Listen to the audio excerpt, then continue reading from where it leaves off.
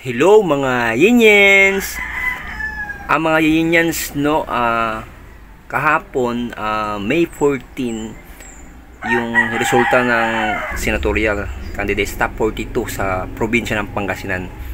Ngayon naman mga Yinyens, nung katabing probinsya ng Pangasinan, ang Tarlac, no, kung sinong nangunguna na senatorial candidate sa probinsya ng Tarlac. Okay mga Yinyens, no, umpisa na natin, no. Blessed Thursday morning, no, May 15 ngayon mga Yinyens, no. Kahapon May 14, ngayon May 12 yung election. May 12, tatlong araw mga Yinyens, no, lumipas na yung election, no. Ito yung resulta mga Yinyens, yung Tarlac province, no, probinsya ng Tarlac. Kasi ang probinsya ng Tarlac mga Yinyens, no, magkatabi lang sila ng probinsya ng Pangasinan. Kaya ito mga Yinyens, no, yung resulta. Ito palang resulta na ito mga Yinyens, no, nakuha ko to sa ABS-CBN, no. Pwede kayong mag-research, no, ABS-CBN, GMA, TV5, andun yung resulta mga Yinyens, no. Ito mga Yinyens, no, yung top 42 naman, no, yung sa probinsya ng Tarlac, no. Umpisa natin mga Yinyens, no. Tarlac province senators na mga nangunguna sa butuhan, no. Number 1 pa rin si Bam Aquino, no. Sa probinsya ng Pangasinan mga Yinyens, no, si Bam Aquino ang number 1. Sa probinsya ng Tarlac, siya pa rin ang number 1 mga Yinyens, no. Bam Aquino nakakuha ng 517,798 votes. Sumunod si Tito Soto, 283,069 votes.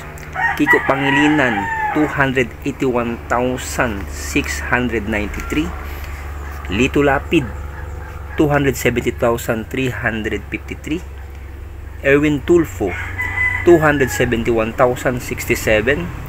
Bongo, 268,537 o si Senator Bongo. Pia Cayetano, 244,677. Ping Lacson, 243,743. Congressman Rodante Marcoleta, 240,649. Ben Tulfo, 211,004. Bong Revilla, 203,168. And pang-12, Amy Marcos, 195,565. Ayun po mga yung top 12 dito sa probinsya, nandito pala ako sa Pangasinan. Sa probinsya ng Tarlac, yung top 12 mga Yinyens, no. Bam Aquino, Tito Soto, Kiko Pangilinan, Lito Lapid, Erwin Tulfo, Bongo Pia Cayetano, Ping Lacson, Rodante Marcoleta, Ben Tulfo, Bong Revilla, and Amy Marcos. Pang-13 mga Yinyens, no, Binhor Abalos, 189,130. Camille Villar, 181,328. Senator Bato de la Rosa, 174,780. Abby Binay, 162,119. Colonel Busita, 160,409. Heidi Mendoza, 152,045. Manny Pacquiao, 136,627. William Villami, 114,002. Luke Espiritu, 112,341. Doc Willie Ong, 99,744.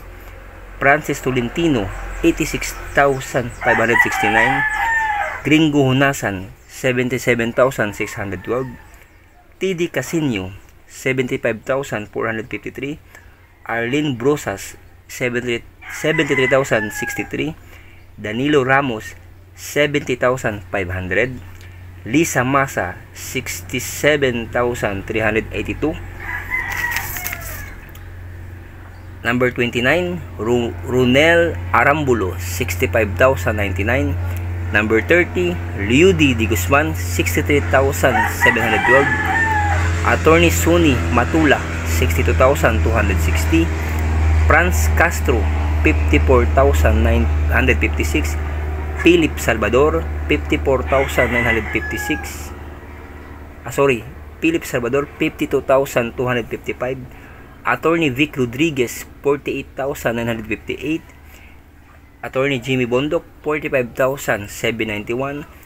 Roberto Balon, 38,523. Attorney Angelo D. Alban, 37,690. Ariel Querubin, 36,660. Attorney Raul Lambino, 30,007. Number 40, Doc Marites Mata, 25,313. Attorney GB Hinlo, 23,063. And number 42, Pastor Apollo Kibuloy, 20,623. Ayan yung ano mga yan sa probinsya ng Tarlac, no? Katabi ng probinsya ng Pangasinan. Number 42, si Pastor Apollo Kibuloy dito. Sa probinsya ng Tarlac, no? Tapos sa probinsya ng Pangasinan, si Pastor Apollo Kibuloy, number 42 din, parehas. Tapos si Attorney GB Hinlo, number 41 din sa probinsya ng Pangasinan, no? Tapos si Doc Marites Mata, number 40, no? Parehas, no? Sa probinsya ng Tarlac at probinsya ng Pangasinan, no? Dito sa probinsya ng Pangasinan, no? 40, 41, 42, Doc Marites Mata and Attorney GB Hinlo, Pastor Apollo Kibuloy, pang 40, 41, 42 sila. Parehas sila ng ranking sa dalawang probinsya na to. Yung probinsya ng Pangasinan at probinsya ng Tarlac. Yung dalawang probinsya na to mga inyas, no, magkatabi ito. Yun mga inyas, no, yung ano natin, yung senatorial top 42 candidates dito sa dalawang probinsya na to. Bukas mga inyans, katabi naman ng Pangasinan, yung ano naman ang isunod natin, yung Nueva Vizcaya o Nueva Ecija, no?